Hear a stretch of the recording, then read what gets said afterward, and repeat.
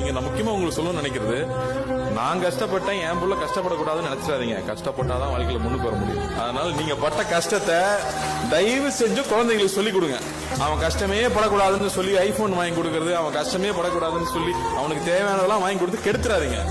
நீங்க என்ன கஷ்டப்பட்டீங்கன்னு தயவு செஞ்சு சொல்லுங்க. எங்க அப்பா எங்ககிட்ட ஒவ்வொரு நாளும் சொல்லியிருப்பாரு, அநேகமா விஸ்வநாதன் சாரும் சொல்லியிருப்பாரு, டே நான்லாம் 7 கிலோமீட்டர் நடந்து போய் படிச்சேன், அப்பா இந்த கதை எத்தனை தடவைப்பா சொல்லியிருப்பேன் இவங்களும் நினைச்சிருப்பாங்க.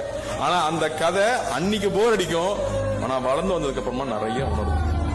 நம்ம அடுத்தவங்களுக்கு செய்யணும், அடுத்தவங்களுக்கு கொடுக்கணுங்கிற எண்ணம் வர்றதே அந்த கஷ்டங்களை கேட்டு வரும்போது தயவு செஞ்சு நீங்க பட்ட கஷ்டத்தை குழந்தைங்களுக்கு சொல்லி சொல்லி சொல்லி வளங்க. அது ரொம்ப ரொம்ப முக்கியம். அடுத்த ஜெனரேஷன்ல நான் பெரிய கேப்பா பாக்குறது அதுதான். கஷ்டத்தை சொல்றதே இல்லை, அவனுக்கு தெரியக்கூடாது, கஷ்டம் தெரியக்கூடாதுன்னு நினைக்கிறான். கஷ்டம் தெரியணும், கஷ்டம் தெரிஞ்சதான் அவன் கஷ்டத்தை உணர போறது இல்லை, அட்லீஸ்ட் புரிஞ்சுக்கவாது தெரியணுங்கிறது அவசியமா நான் பாக்குறேன்.